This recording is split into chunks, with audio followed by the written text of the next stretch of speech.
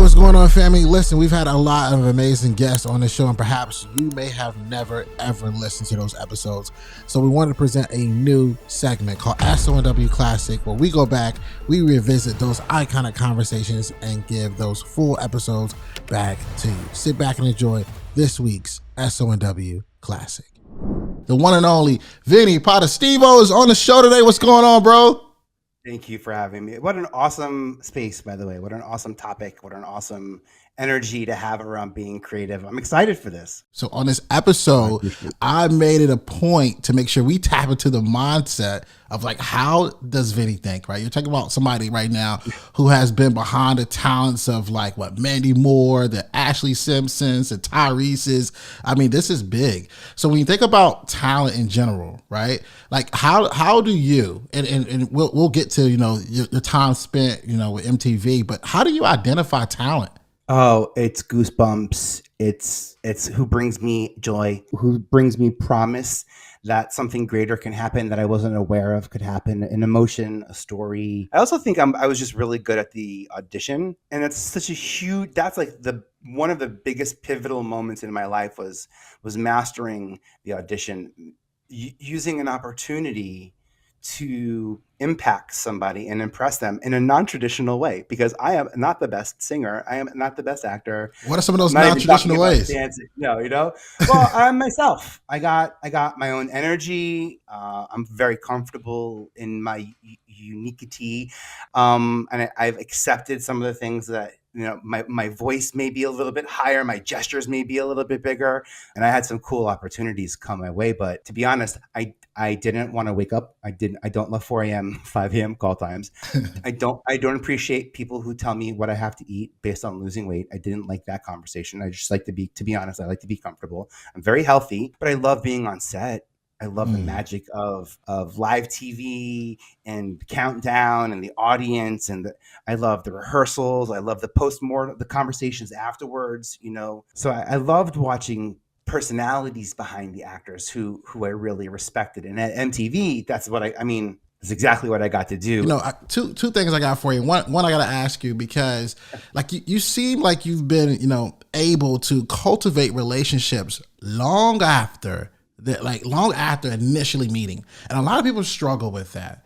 What are some tips, or what are some things that you're doing right now to still hold on and nurture those relationships even after you've worked with someone? I didn't become a casting director because of that. I worked towards being a casting director, but I got into casting because how else would I talk to talent? I had the ability to talk to people and make them comfortable. So I like that part. Here's like the left field sort of thing about me. Like I come from a data background. I kind of fell into casting because I was good at that databases, and I was excellent. I have a great eye for talent, but I was excellent at organizing information. And back in the late 90s, I could do group calls, and I could really have an individual process in the casting process that made it a lot easier. And it was that technical skill that I rely on, because sometimes what I do is I'll go into the room and make a mess. I don't know what we're going to do, but we got 60 minutes. Let's do something. Because afterwards I can go back and I'll make sense of it. And I'll give our content context by, repositioning certain story points, bringing in, certain visuals that I know my executives need to see to understand what you're saying.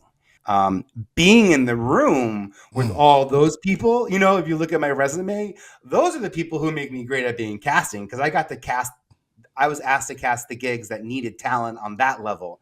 So like I'm in the room because I have a very rudimentary, skill set. But what I was exposed to in the process, some of the coolest, biggest artists just doing their thing in a vulnerable way. And I approach that not as my job, but as like, hey, this is what we're all doing. And isn't this a fun experience to all go through in the beginning of our friendship? So like, what are we doing next? I can only imagine, man. Listen, I would be remiss if I don't ask you this.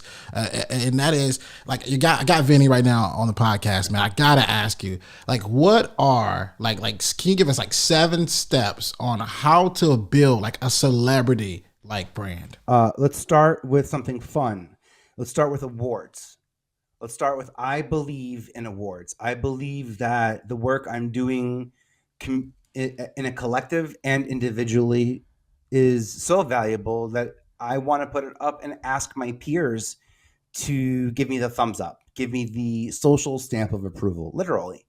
The social stamp of approval for movies, obviously the Oscars, the Academy, we understand the mechanisms. But what a lot of people don't realize about awards is the process to become eligible, the nomination process, the Mm. processing fees. For example, there's almost no major award that's out there that you don't have to pay a fee for consideration, let alone of nomination, let alone of the award. There are awards that compete you against your peers in the category. There are awards that where you're self competing with yourself. So I believe in awards. I think that people love winning with award winning creators. Mm. I think that people go to award lists and look at who won gold and who won first, and they work backwards. I think it's a great way for discoverability. And by awards, I'm saying like the W3 awards, the Davy awards, the Telly awards, not just the Emmys and Oscars and Grammys, and Tonys. If you're in marketing, there's the Stacky Awards, which is it's actually my favorite. It's my favorite non-podcast award. The Stackies is like if you're awesome at, you got like this program that talks to this program, and then it pushes to Google Drive, and then a copy goes up to YouTube. And you figured out how to stack technology. There's actually an award for that, and I love letting people know that there's actually an award for the work you're doing. And I worked in TV for 25 years before my first Emmy. And I worked harder in this last year for my Emmy, specifically for an Emmy, than I did in the first 25 years of TV to make TV. It's a different goal set. So what I do to win an Emmy isn't always what I do to make the most impactful TV. I have to work on both of those because I know ultimately if my brand is winning the Emmy, that I'm able to take that with the halo effect and apply it to my new brand. Credits is the second. So awards, one thing. Credits, people are humble. They don't even want to take guest credits on podcasts, which you can take on IMDb now. IMDb is owned by Amazon. Like I can't talk about a bigger ecosystem. Oh, you're giving away game. I like this. By the way, you have an X. Here's a fun one. You have a picture of an X on Google Images that you want to squash, and you have IMDb Pro. Just upload 20 images on IMDb Pro, and like you will literally squash any older image of you in Google Images and like derank all those awkward photos that you can't get rid of. You just got to push to page 2 so no one sees. I like that. I like that. Discovery is important. What our usernames on Instagram, what's searchable and what's not. The bio, the profile. I think that's having anchors, ways, seeds that you're planting for people to find you. How making the discovery game fun. Red carpet is another one. So wait, awards, credits, discovery, red carpet. So red carpets happen because we like the anticipation. First off, 2 reasons. We like the anticipation of celebrities, and also sometimes we're on a deadline and we need a source, right? So that's Thanks. 2 reasons why the red carpet is good. Sometimes we just need a celebrity to talk about this, answer this question, go. So what are your red carpet moments? Clubhouse. Almost anyone now can create a room on Clubhouse or on Instagram now we can anticipate a live event. That's huge. Yeah. That's like big stuff. That's exciting. It's dope, man. It's powerful. You got me excited, man. I don't know if I can share this with you, but I run one of the largest clubs on Clubhouse called Podcast Secrets Revealed. We got to get you over there. Yes. I want to know everything you got. Tell me. By the way, did you know for podcasting, for example, on Apple Podcasts, did you know that there's a link that they want you to submit your podcast information to when it comes to being featured? Like there's actually a link that they have set up that we pass around. That's like, if you're looking to be featured on this date. Oh, you got to share that link. You got to share that. Stitcher also. They make it pretty easy in terms of how to organize the information that's inbound. Yeah. But access to those types of links, that's not something that, is people I hear sharing. But that's why I lead with it, because I was like, there's a link to get featured on Apple Podcast. Like, that's what we've been looking for. That's what a lot of people are looking for. Listen, I got 42,000 members of that club that are going to be like, "Where is Vinny?" And we gotta make that. I'll send it to you. All right, dope. We gotta make something happen. And anyone listening to this, if they want it, they can reach out to me on DM. Unless we figured out how to put it in the link in the show notes, or bio. Yeah, show notes. So we'll figure that out. By the way, I gave you 4 awards, credits, discovery, red carpet. I just want to finish the last 3 real quick. Distribution.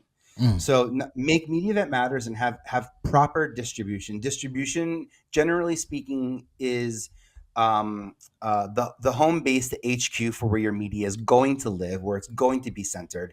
That you can then do what my second to last note is amplification. That you can then amplify.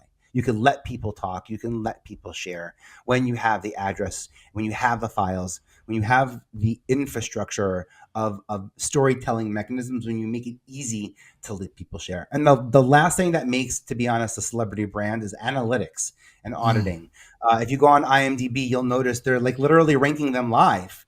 There's like a live IMDb star chart, I think is what they call it, by the way. I'd hate to be in the top 10, because that means sooner or later you're not going to be in the top 10. It's got to be nerve-wracking. Yeah, right. But that's okay. That's why you got to just like let people follow you and not the project. That's why when I met Beyoncé and I have a relationship with her, or when I launched my podcast, my first guests were Suchin Pak and Mandy Moore, and people will say, "Oh, you worked at MTV." That's why I go, a lot of people work at MTV. A lot of people, and those are 2. Sujin's got a #1 podcast, by the way, and killing it in every shape and form. And Mandy's directing and starring, and This Is Us, and she's being doing a mom, like all the things. You know what I mean? And they made time for me because of like all. You know why? Because of all the in between projects. That's where my brand kind of like. That's where I really think that I solidify my relationships is in between projects. It's easy to work with celebrities when you're the talent coordinator back then at MTV. I don't know if it's as easy anymore, but that's their fault, not mine. I left in 2007, so you all do the math. No shade. We have very different, I would have cast TRL different. You didn't ask me this. I can't believe I'm just offering, but I would have cast TRL differently the second time around. How would you have done it? People are listening. Like, how would you have done it? They went to YouTube and they went to Instagram and they went to the influencers, the people that were kind of popular and already kind of had like momentum. And that's not MTV. That's like the exact opposite of like Vanessa. We weren't. Oh, I feel horrible when I say this because I love them. We weren't the cool kids. Like Vanessa Lachey is killing it on CBS, NCIS Hawaii now, and I mean, or her from what's her Netflix show? She has that big show with Nick Lachey. They host it together.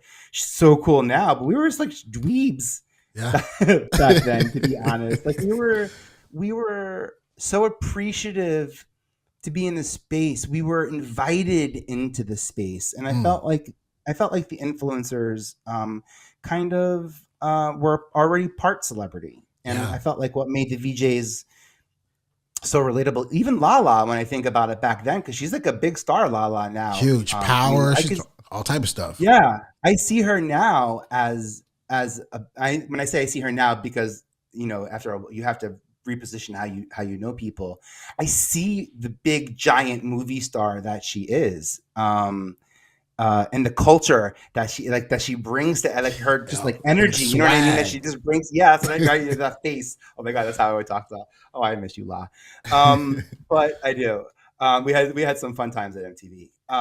But we were invited into a space. Like we worked hard. We worked hard to stay there.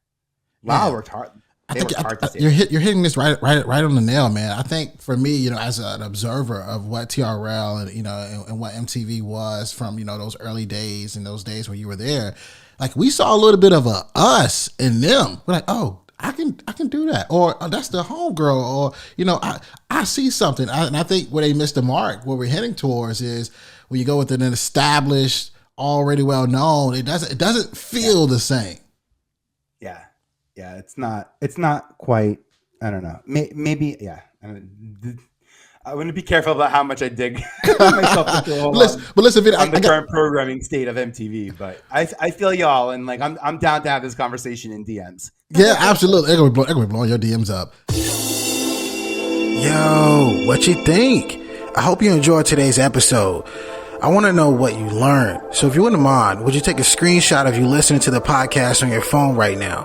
Upload to your Instagram stories, tag me at Shawn R. Anthony _, and then let me know in that Instagram story what is one thing that you learned.